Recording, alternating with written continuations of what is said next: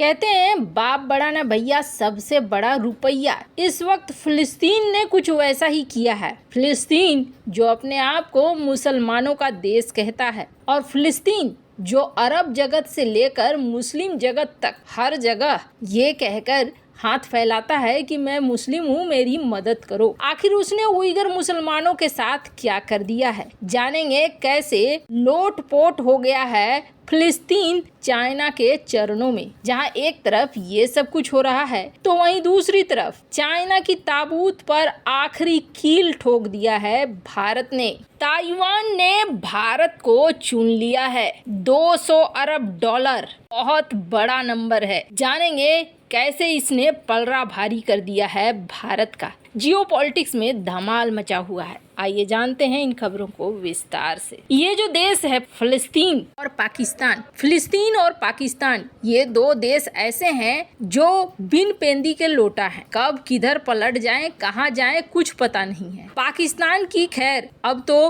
कोई यकीन भी नहीं करता है, लेकिन इस्लाम के नाम पर पूरी दुनिया में पीड़ित बनने वाले फिलिस्तीन ने उइगर मुस्लिमों को लेकर जिस तरीके की हरकत की है उसे देखकर आप यही कहेंगे कि फिलिस्तीन और एक पायदान नीचे गिर गया है। फिलिस्तीन इजराइल पर क्रूरता का आरोप लगाता है, इस्लाम के नाम पर दुनिया भर के इस्लामिक देशों से समर्थन मांगते रहता है। वो अब दोगलापन दिखाते हुए बाकी देशों को भी पार कर चुका है। वैसे आपको बता दें, फिलिस्तीन के राष्ट्रपति महमूद अब्बास इस हफ्ते चीन का दौरा कर रहे हैं, जहां उन्होंने चीन के राष्ट्रपति शी जिनपिंग से मुलाकात की। लेकिन सबसे हैरान करने वाली बात यह है कि फिलिस्तीन के राष्ट्रपति ने सिंजियांग प्रांत में उइगर मुस्लिमों के खिलाफ चीन का जो अभियान चल रहा है उसका खुल्लम खुल्ला समर्थन कर दिया। जिस सिंजियांग में उइगर मुस्लिमों को आतंकवाद निरोधी कैंपों में रखा जाता है और जिस सिंजियांग क्षेत्र में हजारों हजार मुस्लिमों को अभी तक शी जिनपिंग सरकार मौत के घाट उतार चुकी है, जिस सिंजियांग में मुस्लिमों से होने वाले अत्याचार को यूएन क्रूरता की हद कह चुका है, वहां पर फिलिस्तीन के राष्ट्रपति ने शी जिनपिंग के पक्ष में समर्थन की आवाज उठाई है। बस इतना ही नहीं, आगे तो सुनिए। इस्लाम के नाम पर समर्थन मांगने वाले फिलिस्तीन ने उन लोगों की जिंदगी का सौदा कर लिया है जो इस्लाम में ही विश्वास करते हैं और इस्लाम के लिए ही चीन की सरकार से लड़ रहे हैं। फिलिस्तीन के राष्ट्रपति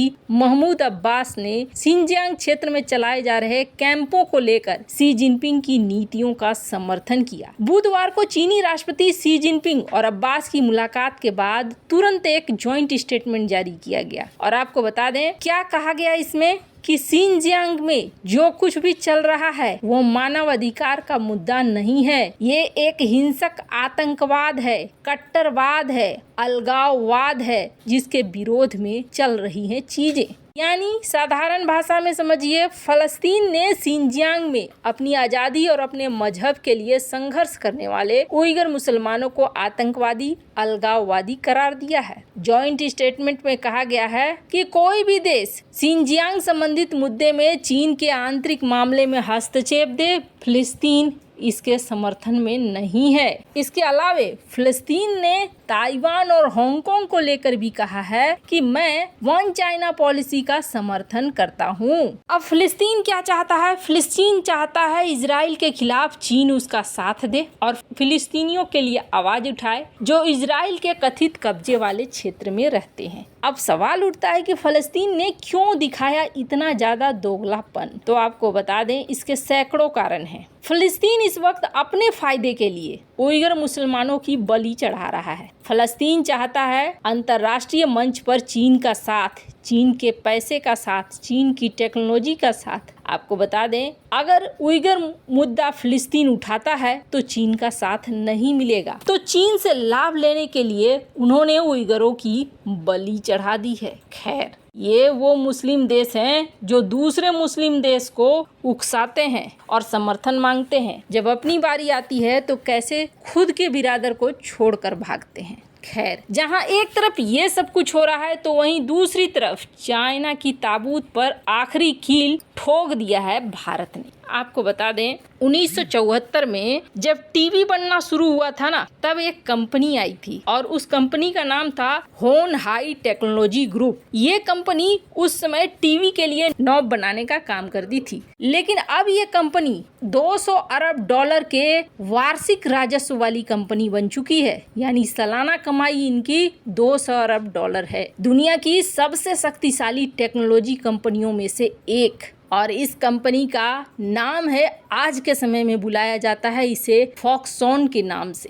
एप्पल कंपनी के आईफोन के 50% से ज्यादा प्रोडक्शन फॉक्सकॉन कंपनी ही करती है। इसके अलावे Foxconn Sony, Microsoft, Dell, Amazon के लिए भी प्रोडक्ट बनाती है। आईफोन निर्माता फॉक्सकॉन इस बार चाइना को पटकनी देने जा रही है। पहली बात तो आपको बता दें, फॉक्सकॉन ने भारत के साथ समझौता करके भारत के अंदर एक प्रोडक्शन प्लांट खोला, ये सभी जानते हैं। पर इस कंपनी ने अब एक और बड़ा दांव खेल दिया है। चाइना और अमेरिका के बीच टेंशन तो चल ही रही है, साथ ही साथ ताइवान भी दांव पर लगा है। अमेरिका ने ताइवान को कथित तौर पर यह सुझाव दिया है कि आप अपनी सेमीकंडक्टर की इंडस्ट्री को या तो हमारे यहाँ शिफ्ट कर लो या फिर तबाह कर दो, क्योंकि चाइना अगर हमला करता है तो ये आपके लिए दिक्कत होगी और आपके सेमीकंडक्टर इंडस्ट्री पे चाइना कब्जा कर लेगा। ताइवान ने हालांकि अभी तक ज्यादा कुछ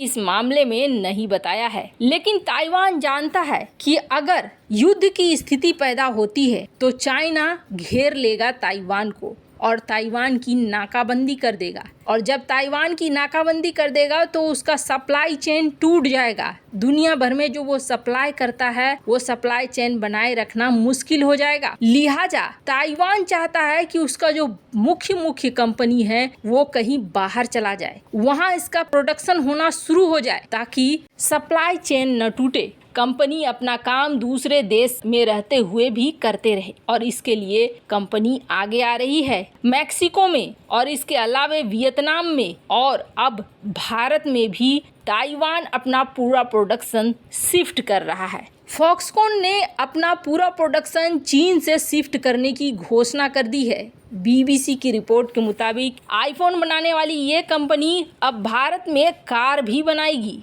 और BBC के मुताबिक फॉक्सकॉन कंपनी के CEO और अध्यक्ष यंग लियू के अनुसार जो तनाव चल रहा है उस तनाव को देखते हुए फॉक्सकॉन और ताइवान ये चाहते हैं कि हम अब भारत में काम करेंगे और भारत में ही अपने अलग अलग ब्रांच शुरू करेंगे। फॉक्सकॉन के चेयरमैन यंग लियू का कहना है कि हम चाहते हैं कि शांति रहे, लेकिन एक व्यापारी के तौर पर मुझे पहले से तैयार रहना है कि अगर युद्ध की स्थिति होती है तो हमारा सप्लाई चेन न टूटे। खैर, वैसे इन सब मामले में आपकी क्या राय है, कमेंट कर जरूर बताएं। जल्द मिलते हैं अगली वीडियो में नई खबर के साथ।